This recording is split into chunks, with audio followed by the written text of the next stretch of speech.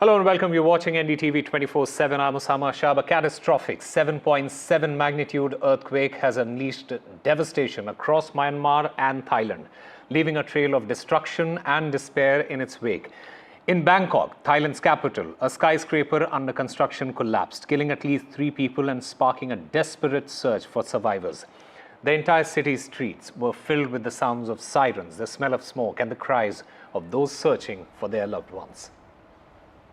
Before I begin to describe the strong tremors that struck Bangkok yesterday, I would like to give us some information about earthquakes in particular when it comes to South Asia.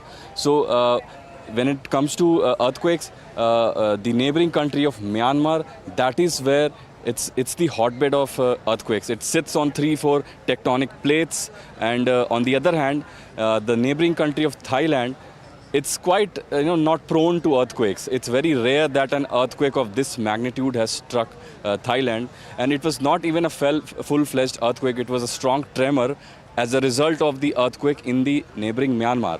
So more than 1,000 kilometers away from here, Myanmar capital and the second largest city of Mandalay were hit by 7.7 magnitude earthquake yesterday. So that resulted in a strong tremor here, and you can see right behind me the huge pile of structure that was collapsed yesterday because these tremors struck Bangkok, and you can see that the debris itself is about at least 4 to 5 story tall. It was a 33-story tall building. Many reports are saying that it was made in questionable conditions. The standards were not followed. All of that is under investigation. As we've been reporting, we got some exclusive information from the Deputy PM, who said that they have made a committee investigating as to what happened actually, because Bangkok has dozens of skyscrapers, but why only this one, which was a newly built one, it was under construction, this one fell, only this one fell. And it has trapped more than 50 people, is what the latest reports are saying. We have also confirmed those reports, and at the same time, authorities have told me that at least 15 people have been spotted to have some sort of vital signs. They are still trapped inside. Nobody has been taken out alive today. I've been standing here for the last 15 hours, watching each and every crane go inside. There are about 5 to 6 huge cranes right now going at it. 5 to 6 really highly skilled crane workers, crane operators. They are trying to, very deftly sift through the debris, the mountain of debris, and they have been really careful with it. They have been going at it for more than 30 hours now, and so far it still paints a grim scenario, but you can see in the distance, they have sort of collected all the steel, whatever the debris were there in one place, and all the concrete debris are being collected in one place. So it's all very organized here. The rescue efforts are going. More than 100 people, more than 100 to 200 people are involved in the rescue ops. There are various media from across the world, and at the same time, there are people sitting right here. I would request my camera person Rohit to pan to this side.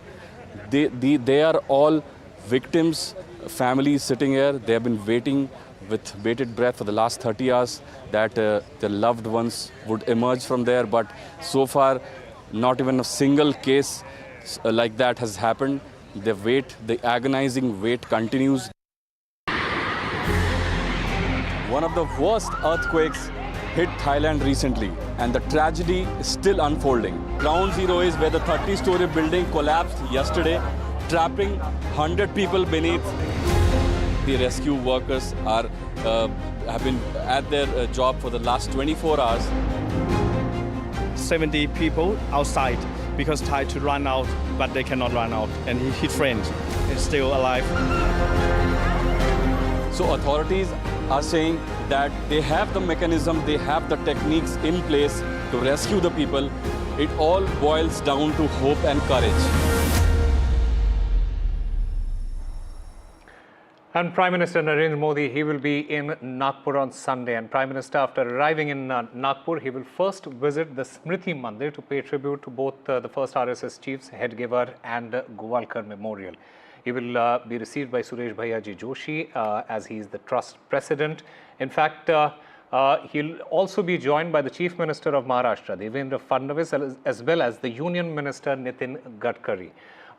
He will be also at Madhav Nethralaya, where another event has been planned.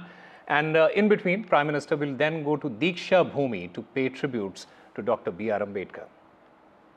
Well, such posters are being placed everywhere in Nagpur just ahead of Prime Minister's historic visit to the city of Nagpur. This is BJP Nagpur unit who is placing such posters of Prime Minister Narendra Modi everywhere, and it's last-minute preparations that the BJP is doing to welcome Prime Minister Narendra Modi. There you can see Devendra Fadnavis, Chief Minister of Maharashtra, with Nitin Gadkari, Union Ministers, photographs all over that can be seen. And there you can see such last-minute preparations, different pictures of Prime Minister Narendra Modi with such huge posters being placed at different places in Nagpur as Prime Minister is set to arrive tomorrow over here. And it is, of course, a historic visit because Narendra Modi, after becoming Prime Minister, would be first time visiting the Smriti Mandir, which is the final resting place of RSS Chief. Tomorrow, it would be two occasions when RSS Chief Mohan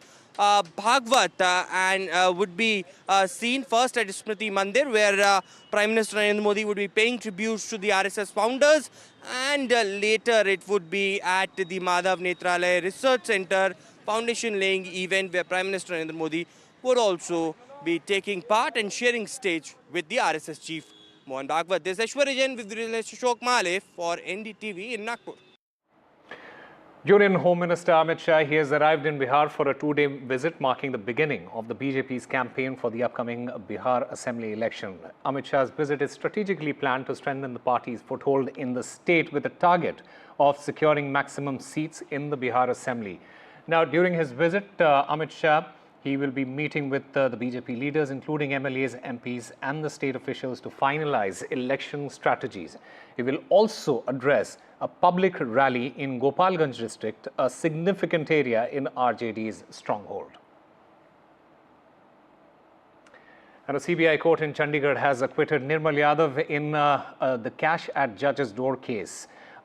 Remember, Nirmal Yadav, she was a judge at the Punjab and Haryana High Court at that time. In fact, this case began when a bag with rupees 15 lakh was dropped off at the home of Justice Nirmaljeet Kaur, also a sitting judge of the same High Court.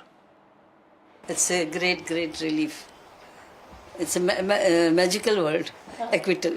I had quite high hopes in my life, even after retirement, even before retirement.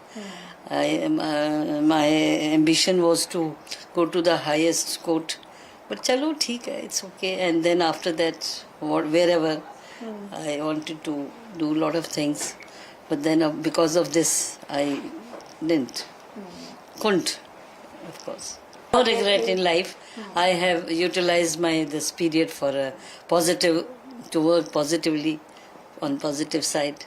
So I have no regret. But of course, malal ये है कि मेरे बहुत अच्छे दिन जो होने थे, वो थोड़े से उसमें बीते. मुझे परेशानी में सोच तो होती है.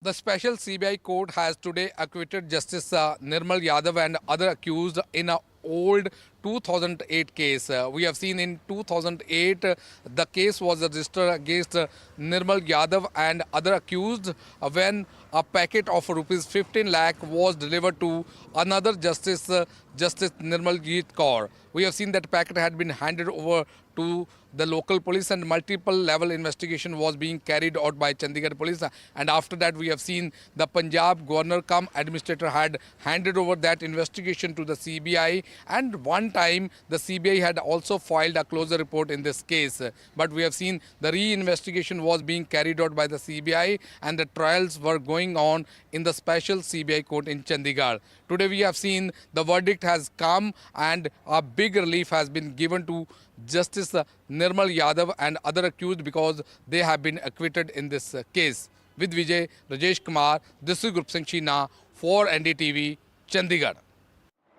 Welcome back. Delhi has lifted its GRAP 1 anti-pollution measures. The city's AQI was measured at 153 recently, and the Delhi Environment Minister, He has pledged to enhance air quality moving forward. The government aims to plant 70 lakh trees as part of its strategy, and additionally, new air quality monitoring stations will also be set up across the city. And a special child was beaten up by Noida's teacher, a school teacher in Noida. The child studies in class 1 in Green Ribbon International School, and a case was registered against school teacher Anil Kumar in Sector 58 of Noida. The child's father alleges that the school management knew everything but did not take any action. The father says that he came to know about the incident when the video of the child being beaten up appeared in school. In fact, my colleague Abhishek Datta spoke with the father of this child. Listen in to that conversation. लोग देखें कि एक social media में आपके जो बेटे का एक वीडियो वो बहुत वायरल हो गया है एंड उसके बाद एक्चुअली आप बता सकते हैं कि एग्जैक्टली क्या क्या हुआ था, कैसे आपको पता चला और क्या एग्जैक्टली हुआ था? हाँ, मैं आपको बताना चाहूँगा कि स्पेशल बच्चे ये स्कूल था जो इंक्लूसिव स्कूल था जो कि स्पेशल बच्चों को हैंडल भी करते थे। वहाँ मेरे बच्चे का इस साल में एडमिशन हुआ था और स्कूल के टीचर्स, मैनेजमेंट और पेरेंट्स के बीच एक व्हाट्सएप ग्रुप होता है जिसपे डेली बेसिस पे एक दो वीडियो जो पोस्ट करते हैं। तो वेडनेसडे को उन्होंने 3 वीडियो पोस्ट करी, हम 2 ही देख पाए, किसी कारण से मिस हो गई। तो फ्राइडे को मेरी वाइफ ने व्हाट्सएप पे पूछा उस ग्रुप में कि सैटरडे को स्कूल खुला है कि नहीं। तब उसका ध्यान गया कि एक वीडियो देखी नहीं उसने। जब उसने वीडियो देखी तब उसमें ये पता लगा कि बच्चे के साथ बहुत ज्यादा हिंसा की गई है। जब उस ग्रुप पर लिखा गया कि ये कैसा कर रहे हैं आप, तो उस पर तुरंत ग्रुप की सेटिंग चेंज कर दी गई। अच्छा, जिससे उस पर मैसेज नहीं किए जाए। ओके। उसके बाद हमारा एक ग्रुप है जिसमें सभी 300 करीब स्पेशल बच्चों के माता पिता जुड़े हुए हैं। ओके। उसमें उस वीडियो को डाला गया तो तुरंत उसको ट्वीट किया गया और संबंधित अधिकारियों को मेल भी की गई कंप्लेंट। स्कूल को जब हमने कॉल किया तो उन्होंने हमारा कॉल पिक नहीं किया था। एक टीचर से के थ्रू मेरी वाइफ को कॉल कराया था रात में कि हम इसको जांच कर रहे हैं और वो टीचर को हमने सस्पेंड करवा रहे हैं। ओके। तो मैंने उनसे बात करी कि आपके मैनेजमेंट का 5 मिनट्स में मेरे पे कॉल आ जाना चाहिए, वरना मैं अभी पुलिस में कंप्लेंट कर दूंगा। 5 मिनट्स के अंदर उनके मालिक पंकज शर्मा का कॉल आ गया था। जब उनसे बात करी तो उन्होंने बताया कि जो टीचर है वो स्कूल से पर्सनल कुछ प्रॉब्लम थी, उसके लिए उसने ऐसा किया और हम कल सवेरे उसको सस्पेंड कर देंगे। फिर मैंने जब इन्वेस्टिगेशन करी और मदर से बात करी, टीचर से बात करी, तो पता लगा कि वो डेली ड्रिंक भी करता था और कभी कभी ऑन ड्यूटी भी ड्रिंक करके आता था। ये चीज स्कूल के मैनेजमेंट को पता थी, तो मैंने रात को ही सोच लिया था कि मेरे को इस पे कानूनी कार्रवाई करनी। मैं इसके लिए पुलिस डिपार्टमेंट को बहुत बड़ा शुक्रिया करना चाहूंगा। उन्होंने मामले को बहुत गंभीरता से और बहुत अच्छे से निपटाया और आप विश्वास नहीं करेंगे कि 3 बजे तक FIR की कॉपी मेरे पास आ गई थी। जब मैं पुलिस चौकी पहले गया, वहाँ ये अनिल कुमार जो है उसको पहले से ही अरेस्ट करके पुलिस ने रखा हुआ था अपने पास, जो टीचर है, और वहाँ पे जो दूसरी महिला टीचर थी शालिनी, उसको भी बुला लिया गया था। उसके बाद थाने ले गए उनको, सेक्टर 58 का जो थाना है वहाँ ले गए। अच्छा। और हम लोग भी वहीं गए थे और SHO साहब ने पूरा मामला समझा, मैंने रिटर्न कंप्लेंट करी और उन्होंने तुरंत FIR दर्ज करी। अभी आपका बच्चा कैसा है? अभी देखिए, अगर मैं उसके सामने स्कूल भी बोल दूंगा तो घबरा रहा है और काफी 2-3 महीने से देखा जाए तो स्कूल के प्रति उसका रवैया खराब हो रहा था। लेकिन स्पेशल चाइल्ड है तो आप उसको नाप नहीं सकते कि उसका बिहेव क्यों खराब है, क्योंकि वो अपनी बात आपको समझा नहीं सकता और आप भी नहीं समझ सकते। तो उस कारण जो कम्युनिकेशन गैप होने के कारण उसका बिहेवियर खराब हो रहा था। A 21-year-old NEET aspirant died by suicide outside Chennai, reportedly due to stress from failing the exam 4 times.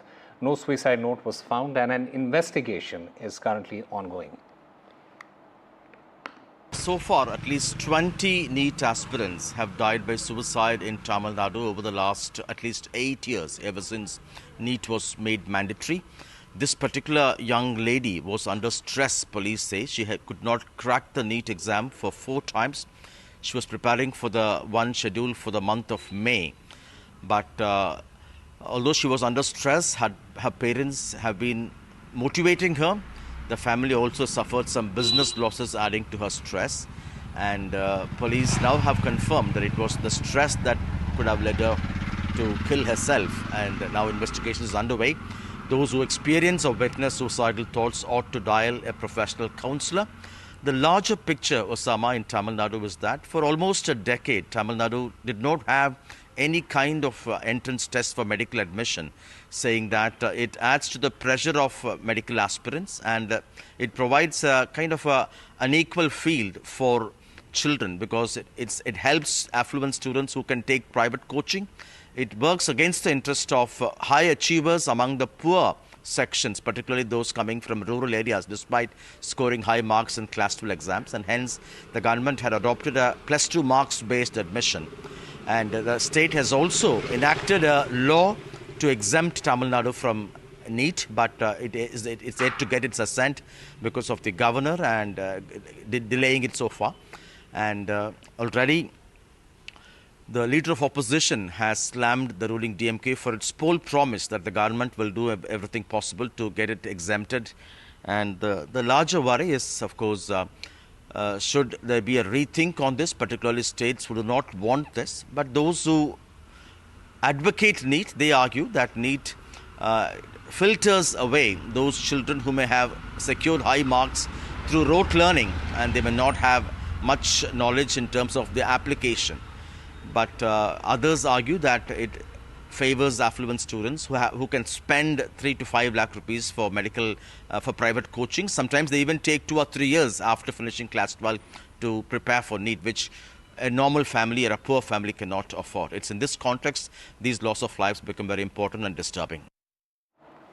The senior IAS officer Sujata Raut Karthikeyan, who steered Odisha government's Mission Shakti for many years to empower lakhs of women and made strong efforts to ease life of people, including boosting school education in Naxal-affected areas in her initial years as an administrator, she has taken voluntary retirement. An IAS officer of 2000 batch, Sujata Karthikeyan, she took several pioneering initiatives in her career. She served in the Naxal-affected Sundargarh district in Odisha and started the cycle scheme for high school students through bank sponsorship. Time now for a very short break. More news and updates on the other side.